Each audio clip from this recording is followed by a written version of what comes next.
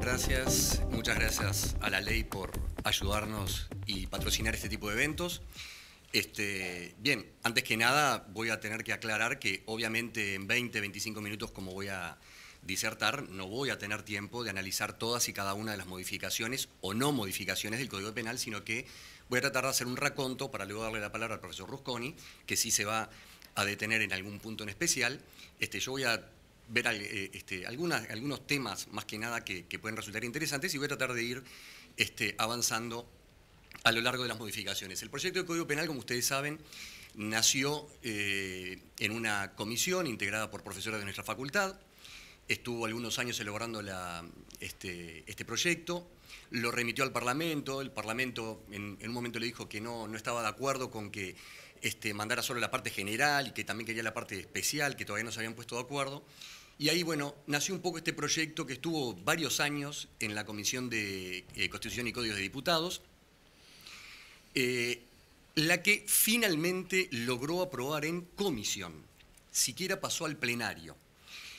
¿Por qué no pasó al plenario? Porque un grupo de ONGs se presentaron diciendo que no entendían que no estaban bien tratados, especialmente los delitos llamados contra la libertad sexual, y entonces el Parlamento decidió no aprobarlo y volverlo a estudio.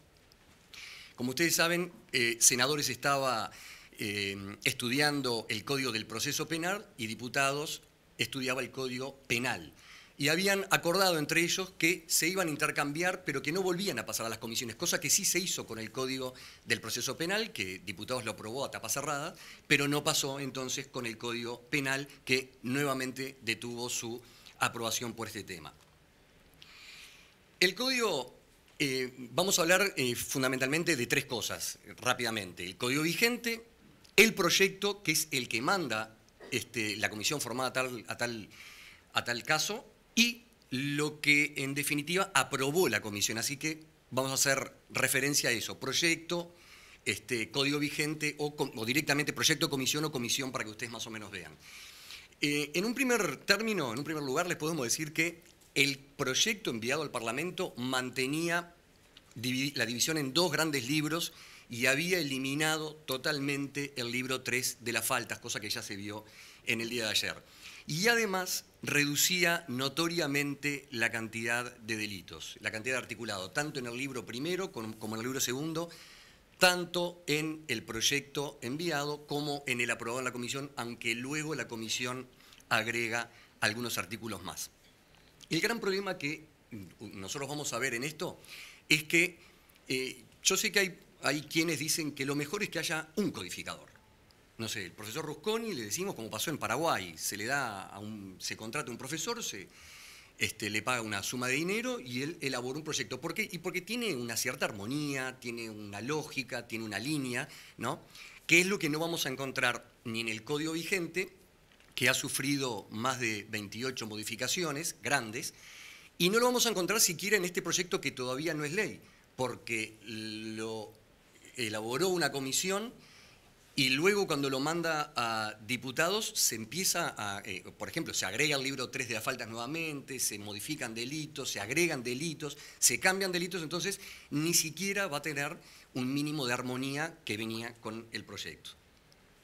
Bueno, esto como dijimos, se elimina el libro 3 que se vuelve a agregar en el proyecto aprobado por la comisión. En materia de principios, que es uno de los que va a hablar el profesor Rusconi.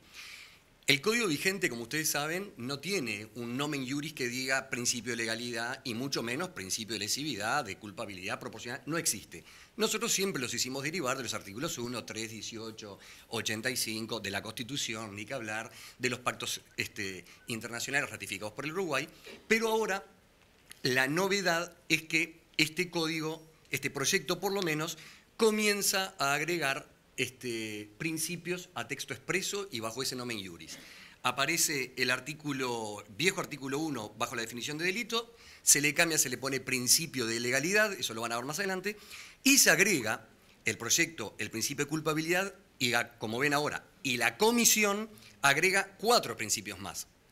El de lesividad, proporcionalidad, humanidad y non bis in idem, así a texto expreso y con este nombre, ¿no?, en los artículos 5, 6, 7 y 8 del proyecto aprobado en la comisión. Una de las cosas que, lo voy a decir como crítica, es que creo yo que nosotros nos perdimos la posibilidad de haber, y la oportunidad de haber realizado, de haber proyectado un código verdaderamente moderno.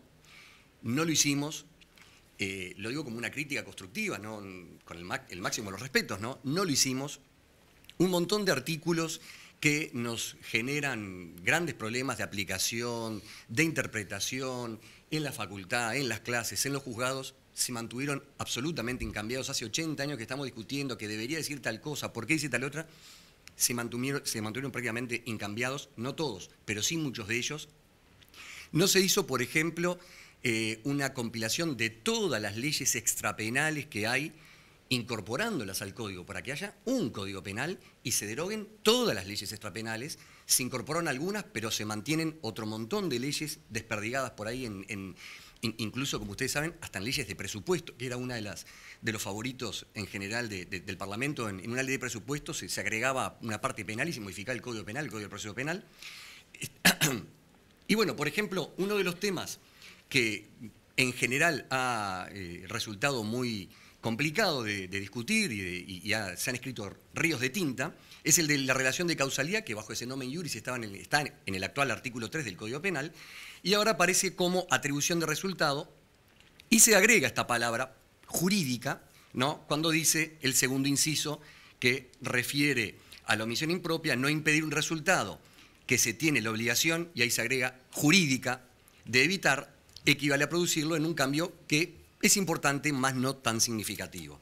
Seguimos, por ejemplo, sin saber cuáles son las fuentes de la obligación del garante, que en la mayoría de los códigos modernos aparece y demás. En materia de concausa, la comisión que estudió el proyecto decía que, bueno, que era de difícil aplicación. Yo estoy de acuerdo. Yo prácticamente no tengo registros de sentencias, es muy escasas sentencias que hagan lugar a una concausa. Simplemente, ¿se acuerdan que se discutía que la palabra independiente del hecho y que no hay nada independiente y demás? Bueno, se elimina la frase independiente del hecho que no se ha podido prever, bueno, queda que no se ha podido prever. Es un pequeño avance, pero avance al fin. La tentativa mantiene la redacción prácticamente igual, no se modifica. E incluso se sigue basando en el parámetro del comienzo de ejecución. Ustedes recordarán las más de 10, 14, 18, cuando di la prueba de conocimiento, me acuerdo que tuve que estudiar unas 18 teorías de la tentativa, y una de ellas, la que se dice que nuestro código seguiría, que es la basada en el comienzo de ejecución. Creo que el código argentino también basa el código, y el proyecto de Zaffaroni creo que también sí, utiliza las mismas palabras, comienzo de ejecución, que es muy discutida porque genera un círculo vicioso. ¿Cuándo hay comienzo de ejecución? Cuando se comienza a conjugar el verbo nuclear. ¿Y cuándo se comienza a conjugar el verbo nuclear? Cuando hay comienzo de ejecución. Y bueno, y entonces, ¿no?, con los grandísimos problemas que genera en materia de homicidio. ¿Cuándo se comienza a matar? Si se dispara y pega un tiro en la columna o en la pared, se comenzó a matar. No empezó a morir nadie, pero o de repente ni se enteró, pasó la bala, ¿no?, a unos metros. Es decir, que este tema queda también absolutamente incambiado. No hay nada más difícil en materia de iter criminis, por lo menos cuando lo damos en clase, y es distinguir los actos preparatorios de los actos ejecutivos, ¿no? Y bueno, ahí el código vigente, que como ustedes saben, habla de que sean actos externos y previos a la ejecución del delito, que no nos dice nada, ¿no? Porque la tentativa, bueno, que son actos posteriores a los actos preparatorios, bueno, sí, no estamos diciendo nada. Y el proyecto de código anima y agrega una palabra que parece que nos estaría dando alguna pauta de hacia dónde quiere ir, por lo menos alguna de las teorías que andan en boga, bastante vieja igual, ¿no?, cuando dice que el acto preparatorio existe cuando se cumplen actos externos, previos e inequívocamente dirigidos a la ejecución. Teoría, por supuesto, que ustedes la conocen, también criticada, pero, bueno, el proyecto agregó esta palabra. El delito provocado por la autoridad, para que ustedes vean las discordancias, había sido eliminado por el código aprobado, pero la comisión, perdón, por el código proyectado, pero la comisión lo vuelve a agregar con la misma redacción de nuestro código vigente. La retroactividad de la ley, acá voy un poco más rápido, me voy a detener en algunos puntos que me parecen más importantes. La retroactividad de la ley, ¿se acuerdan aquella problemática de que se decía que el artículo 15 contrariaba el Pacto de San José de Costa Rica, el artículo 9, cuando decía que si se modificaba la pena, siempre tenía que favorecer al imputado? Bueno, eso se corrige en la nueva redacción y creo que es un avance importante destacar. Y uno de los cambios más significativos es lo que tiene que ver con el dolo y la culpa. El dolo y la culpa, con nuestro código vigente, aparece dentro del régimen de culpabilidad. ¿Por qué motivo? Y bueno, no les voy a contar a ustedes que nuestro código es de 1933, aprobado en 1934, vigente a partir de agosto de ese año, y además de que el finalismo llegó muchísimos, decenas de años después, no era un problema de que no existiera Internet, es que en Uruguay no entraba el finalismo. Cuando yo fui a facultad en los años 84, 86, y cuando comencé mi carrera docente, el profesor Langón todavía seguía siendo causalista. Y casi que nos decía la doctora Escapuzzi a mí, bueno, convénzanme, a ver si logran convencerme. Pues nosotros que veníamos más atrás y lo logramos convencer, por lo menos en su libro. Y obviamente el Código Penal iba a seguir el régimen causalista, y por supuesto que el dolo y la culpa eran grados de la culpabilidad, no eran la culpabilidad. Hoy, por razones obvias, el dolo y la culpa pasan a ser un problema de tipicidad, y así aparecen legislados en el proyecto aprobado por la comisión. Y dice así: el hecho es doloso cuando el resultado se ajusta a la intención. Esto es una redacción para que ustedes vean que prácticamente no cambia, ¿no? Aunque dice que presidió la acción del sujeto. El gran cambio está en materia de culpa. Cuando dice el hecho es culposo, cuando con violación del deber de cuidado, obviamente pone énfasis en la clave de la doctrina más recibida hoy en materia de culpa, se deriva de la acción un resultado que pudo ser previsto y no lo fue por impericia, negligencia, imprudencia o violación de leyes o reglamentos. Acá otra discordancia entre el proyecto y la comisión. El proyecto había eliminado violación de leyes o reglamentos y el texto aprobado en la comisión lo vuelve a agregar. Y después aparece esto que también me parece interesante destacar, que dice: el resultado que no se quiso pero que se previó se considera intencional. Hoy el doctor Haller hablaba del dolo eventual. Bueno, esto es el dolo eventual y se mantiene exactamente la misma redacción con todas sus críticas, no variamos ni una coma y la aprobamos tanto en el proyecto como en la comisión. Y después hay un cambio significativo, que también comparto la posición del doctor Haller. Para mí la segunda parte del tercer inciso del artículo 18 claramente refiere a la culpa con representación o culpa con previsión, cuando se decía que el daño que se privó como imposible se considera culpable. Era obvio y se critica que no se puede prever nada como imposible, que prevé algo como imposible no prevé nada. Digo, no sé, lo hemos discutido muchísimas horas en clase y llegamos a la conclusión de que esa era la culpa con representación, y lo más importante es que era culpa y se castigaba como culpa. El proyecto y el aprobado en comisión, más bien que no solo que la elimina, sino que lo trata como una causa no típica o no sé, porque dice: no se responde por el daño que se previó como imposible, o capaz que es una causa de exculpación, o no lo sé, no lo dice. Lo que se sabe es que no se responde por el daño que se previó como imposible, es decir, ahora sí eliminamos la culpa con representación como culpa, pero damos un paso más. Ya no es que no es culpa, es que no se responde directamente por ese daño que se prevé como imposible, lo que es una cosa bastante novedosa en materia de legislación comparada. El hecho ultraintencional, que también siempre ha sido muy criticado, en definitiva se lo mantiene. Se lo mantiene con algunas críticas que le podemos hacer, porque dice que el hecho se considera ultraintencional cuando el resultado excede de la intención, siempre que tal resultado haya podido ser previsto de acuerdo con los principios generales.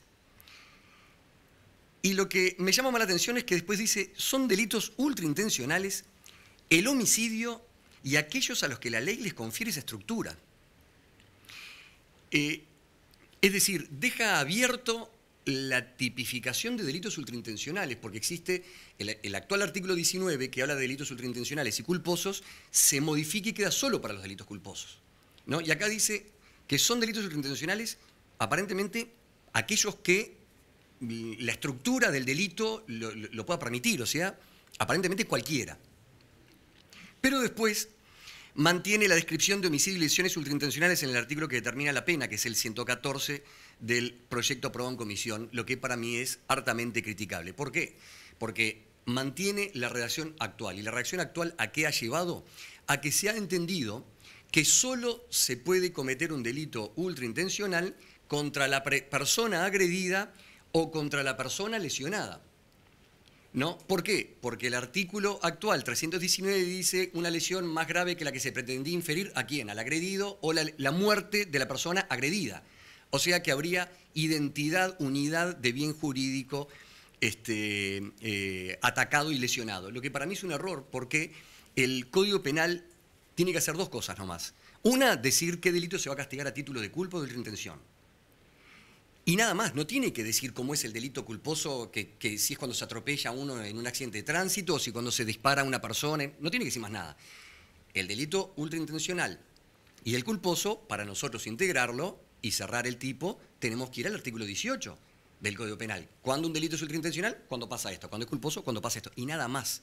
No tiene que decir cómo se da un delito culposo, cómo se va a dar un delito ultraintencional. Pero bueno, eso se mantiene incorregido y queda igual. De los errores los voy a pasar prácticamente por alto, simplemente les voy a dar un titular porque es justamente uno de los temas de que va a hablar el profesor Rusconi, ¿no?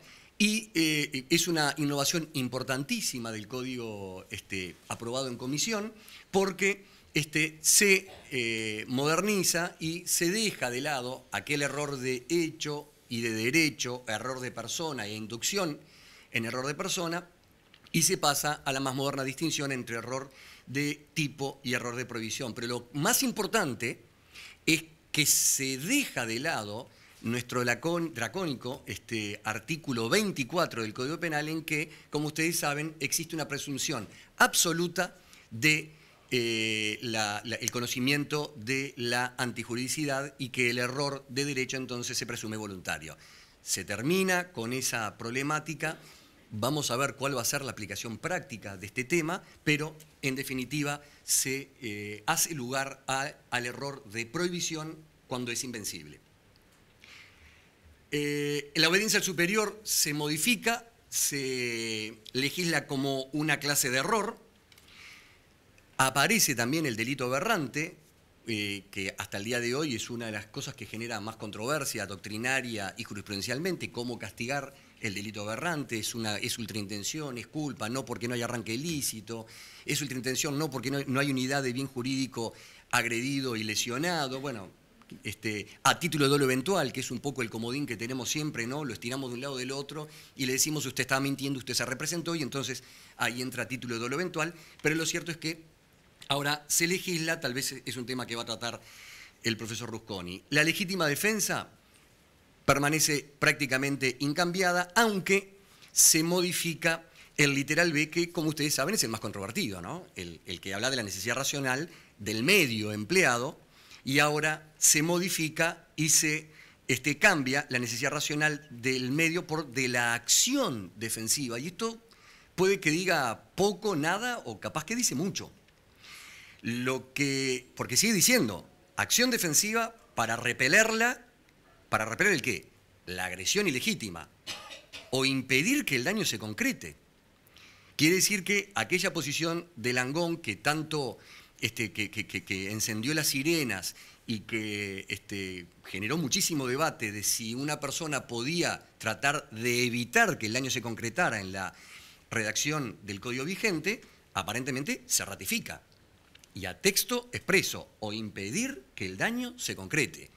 ¿Y cómo se concreta un daño en un delito de hurto? Y que el sujeto, en definitiva, logre consumar el delito. O sea que esto abre, para mi gusto, una discusión muy importante. Por supuesto que no se concreta la problemática de la defensa de la propiedad, la complicación entre la defensa de la propiedad, la vida, la lesión, hasta cuándo se puede defender la propiedad. ¿Se puede defender la propiedad? ¿No se puede defender la propiedad? ¿Basta prender la televisión, escuchar la radio? Es el tema que los jueces permanentemente se ven enfrentados.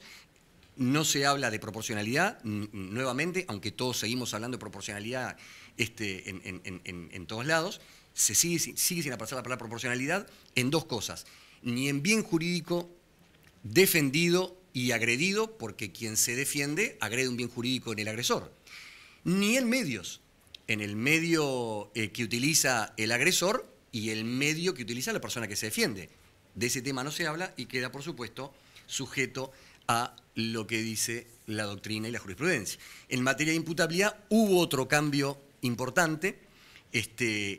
¿Por qué? Y bueno, como ustedes saben, el Código vigente no define la imputabilidad a texto expreso.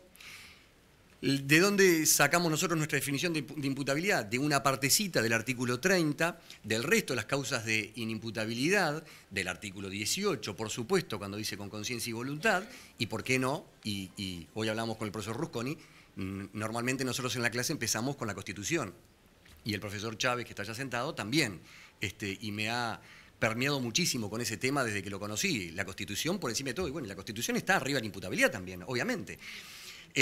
Y acá entonces vemos que hay un cambio radical. Se eliminan las causas de inimputabilidad, lo que me parece a mi modo y humilde modo de ver correctísimo. No tenemos por qué ni ejemplificar, porque aparte después tenemos tendencia a decir, bueno, esas son las causas de inimputabilidad, si son taxativas, si son enumerativas. No.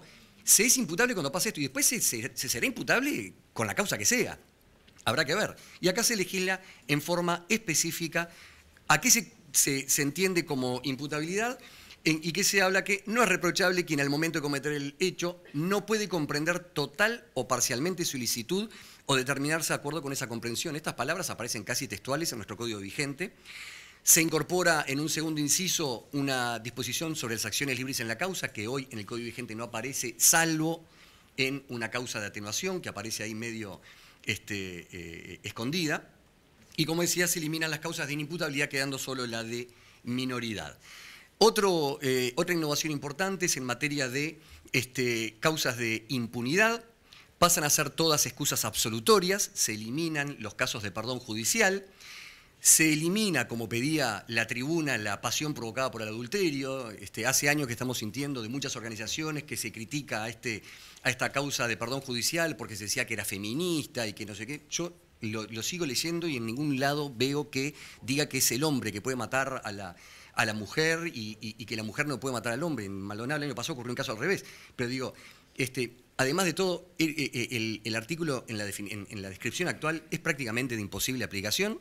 Y además, si ustedes buscan en los anuarios, hay un caso en 1945, otro en el 72 y creo que no quedó más. O sea que derogar este artículo no agregaba nada. El que sí se mantiene y que yo lo vengo criticando hace muchísimos años, porque en mis 24 años de profesión lo he visto y veo que es una cosa muy injusta, es la famosa excusa absolutoria en materia de parentesco en los delitos contra la propiedad. Es decir, el hecho de que una persona puede, por una relación de parentesco, cometer un delito que, como ustedes saben, no tiene que estar acompañado de violencia, un hurto, por ejemplo, una apropiación indebida, y si está dentro de ese elenco de parientes, la conducta es impune. Es decir que yo vivo con mi hermano, tengo una caja fuerte en que todos sabemos la combinación, un ahorro para comprarme una casa, me voy a casar, y viene mi hermano que vive bajo el mismo techo y me hurta esos ahorros que tenía yo y no puedo hacer nada, no le puedo decir nada. Se ha argumentado que el strepitus fori, que la defensa de la familia y demás, pero obviamente, y como vamos a ver ahora con el hurto mínimo, se podría haber buscado otra solución. Se podría haber buscado, por ejemplo, poner como presupuesto la instancia de parte. Es decir, que decida la propia persona si le importa o no la familia, el strepitus fori o el problema. Y si esa persona no le importa todo eso y quiere llevar este problema a la justicia penal, no se entiende hoy, en 2015, cuál es la razón por la que el Estado le puede decir si a usted se apropia o le hurta a su familia. Aparte, son de los parientes, de las descripciones de parientes más largas que hay, más abarcativas, ¿no? Si usted sufre un delito de esos, no puede hacer nada y no va a poder hacer la denuncia. Creo yo que se tendría que haber buscado una solución distinta. Y ya entramos a los delitos, para ir dejando la palabra al doctor Rusconi. Entramos a un elenco de delitos muy largo, que obviamente tomé los que me parecieron más importantes. En materia de homicidio, fíjense que se agrega la alevosía como agravante, las agravantes pasan a ser agravantes y agravantes especiales, se eliminan las agravantes muy especiales, y se elimina el medio veneno como agravante. Y se crean dos figuras más en materia de, con el nombre que tanto nos choca porque parece más de la prensa que jurídico, pero es cierto, hay códigos que así lo nombran, no se crea el delito de asesinato, ¿no? Y se castiga con la misma pena del homicidio agravado de 15 a 30 años cuando el mismo es mediante precio o promesa remuneratoria. Esto aparece, como ustedes saben, hoy como una agravante del delito de homicidio común, pero acá se lo llama asesinato.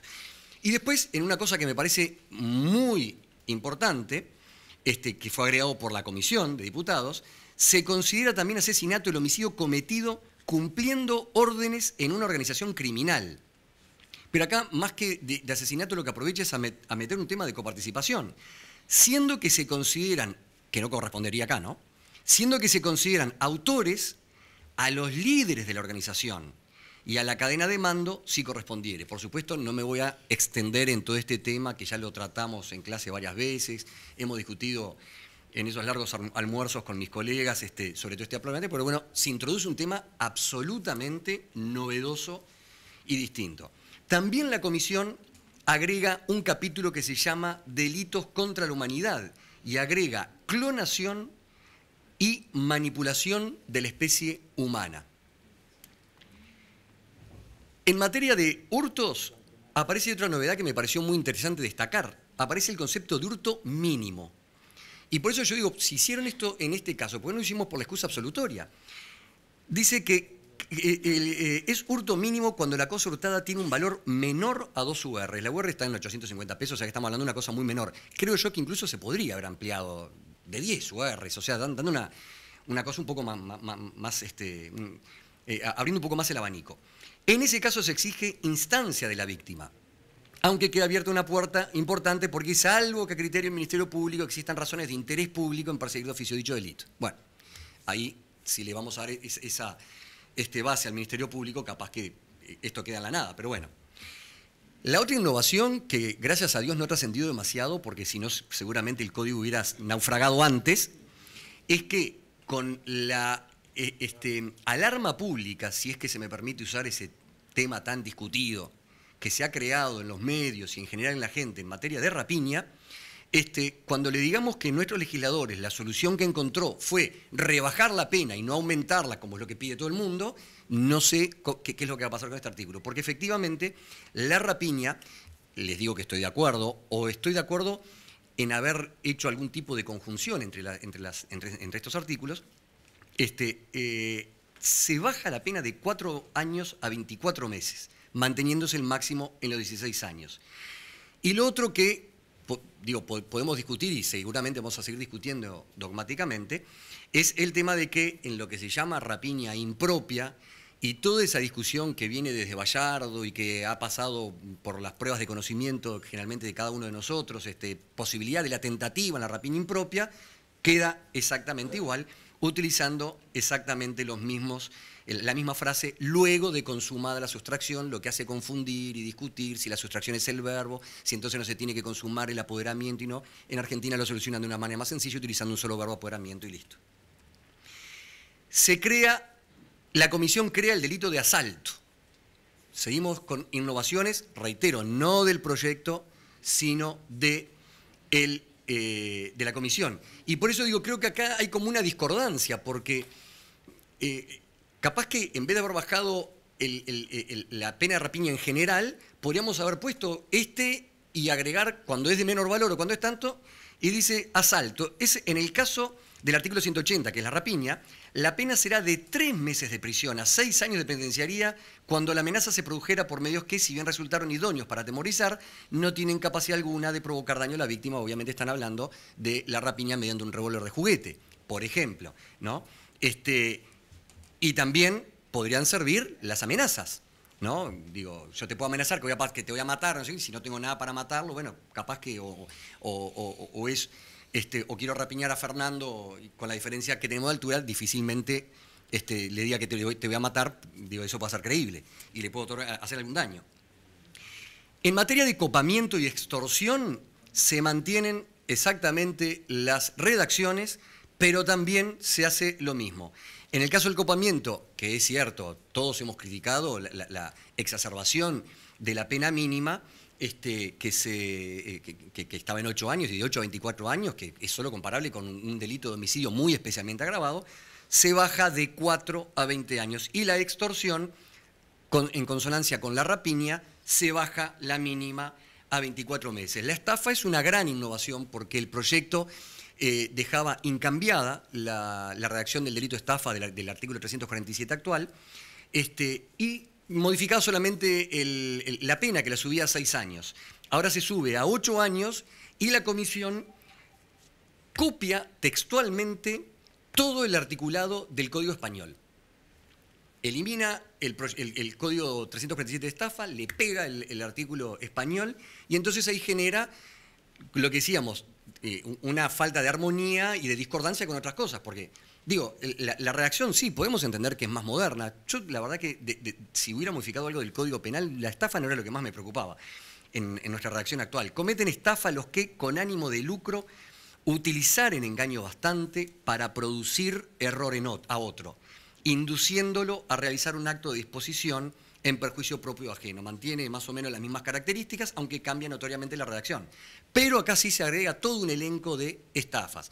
La informática, las con tarjetas de débito y de crédito, aparentemente ya no vamos a discutir todo aquello que decíamos en clase, si el ir a un cajero con una tarjeta clonada o algo era directamente un hurto, y creo que hace años entendimos que sí, que era así. ¿Por qué? Porque usted está utilizando una llave, lo mismo que si falsifica una llave para entrar a una casa o para una caja fuerte. Bueno, ahora se pasa a la categoría de estafa, y la innovación más importante es que aparece la estafa procesal, pero ya no como un subtipo, sino como una estafa agravada. Aparece en las agravantes, en el numeral 5 del artículo 86 y 6, dos innovaciones. La estafa procesal, y después en el numeral 6 dice el que otorgue en perjuicio de otro un contrato simulado, lo que hasta hoy en principio es lícito del punto de vista penal, a menos que tuviera las características de una estafa, ¿no? Pero contratos simulados se hacen todos los días. Uno le quiere vender a otro, le compra el hijo, ¿no? Hoy pasaría o podría pasar a ser una estafa. Y para terminar, la vedette que fue el proyecto de código y el código aprobado en la comisión, que es el delito de abuso de funciones. Les quiero comentar que yo le puse el título abuso de funciones.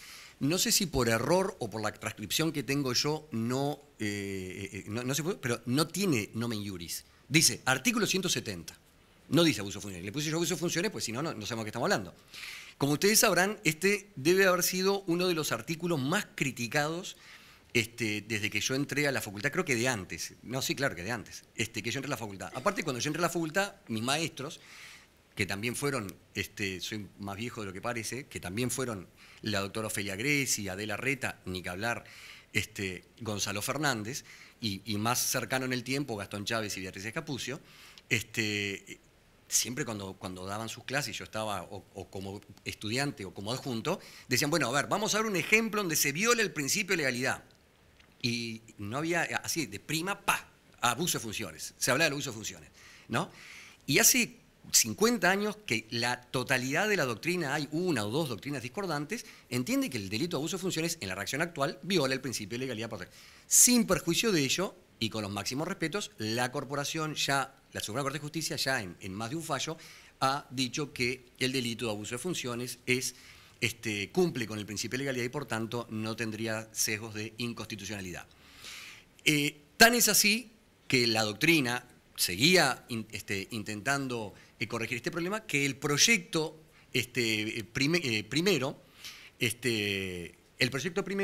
el que se lleva a comisión, dice, directamente no dice nada, es decir, lo deroga.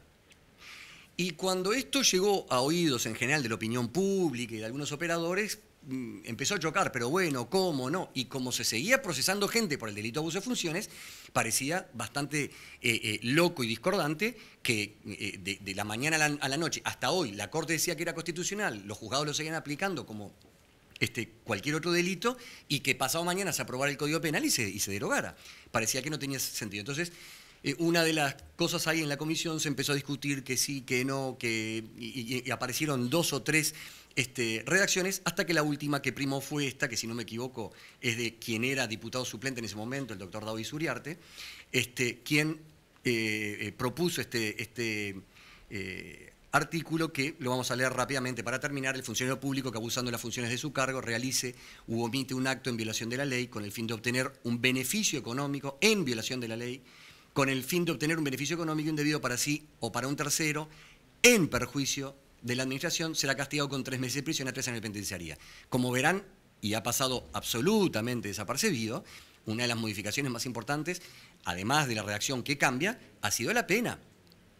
Se saca la pena de multa y se saca la pena de inhabilitación para ejercer cargos públicos, ¿no? Lo que eso obviamente beneficiaría a cualquiera de las personas que estuviera hoy procesada por este delito, ¿no? Que habría que discutir primero si se aplica esta redacción, este delito. Lo que seguro, aparentemente, debemos de ser contestes con lo que acabamos de decir, debería ser lógico que si esta pena y la eliminación de otras penas lo favorece, se le tendría que aplicar.